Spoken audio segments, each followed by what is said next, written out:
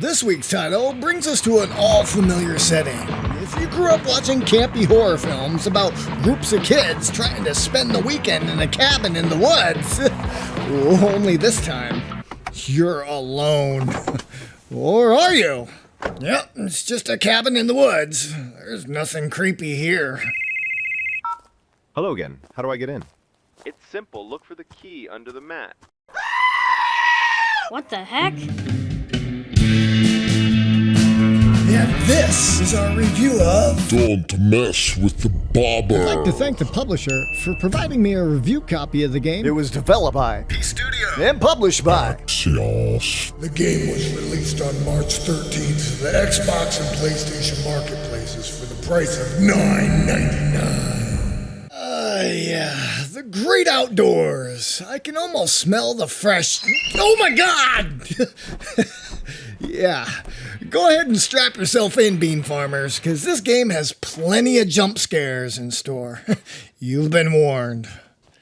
You ever get that feeling like you know just where this is all gonna go? You could see it coming a mile away. Horror games about a cabin in the woods where things suddenly go all sorts of wrong as soon as the sun goes down. Well, this week's title gives you that with just a little twist. Little one.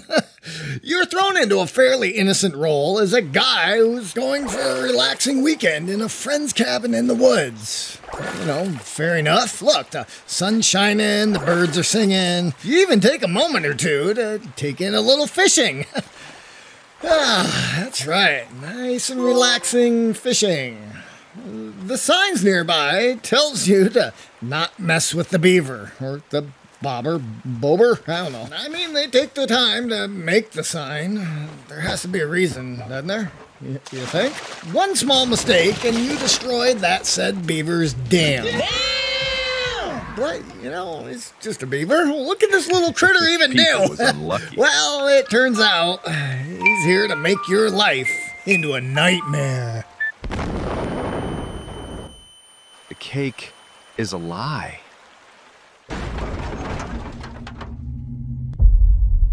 What the hell? What the heck? What the hell?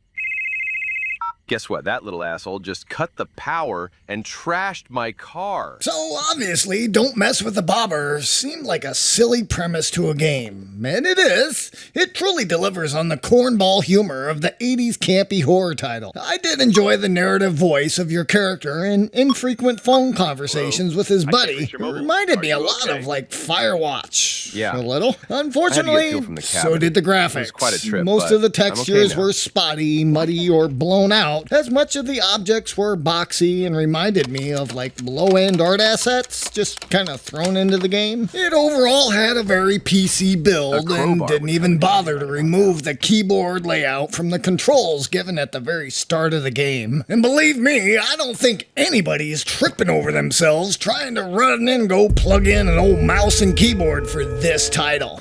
Most of the gameplay is spent underground in a cave, running in circles, trying to find your way out. The other half of the game is spent in a frustrating stealth game with this oversized rat. I died about 10 times before I figured out that all you need to do is just spend the time to outrun them and get to the other side of the map to get him to reset. Hiding in these lockers seemed to make them just pace back and forth in front of it until I came out, only to chase me back down again, which was annoying. I love the whole silly theme and atmosphere of the game and the inclusion of collectibles, which may act to extend a bit of the replay value here, but once you've collected them all and ran the game a couple times, I don't really see any reason to return to the title, as there is a hint of a continued second title, which I would welcome, with a longer storyline, deeper character interactions, and less of the old cat and mouse that took up most of my time. Oh yeah, and maybe make it a bit longer than 30 minutes from start to finish. The game had some solid themes, but ended up half-baked. For what we got for $10 here, I'll give it 1.5 beans out of 5.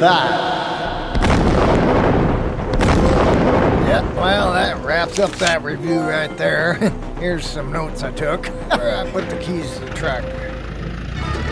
So, you know, we make these new review videos every week. So, if you're an indie developer or there's something you want to see, Leave your favorite emoji down in the comments. And if you haven't noticed, I've been working with select publishers this year. Feel free to reach out if you're interested in adding your game to our future be reviews. sure to visit again next week. As we continue to take humorous stabs at some of the industry's new and upcoming Car Dealer Simulator! Ah, kid. Little Sam Stay here. safe out there.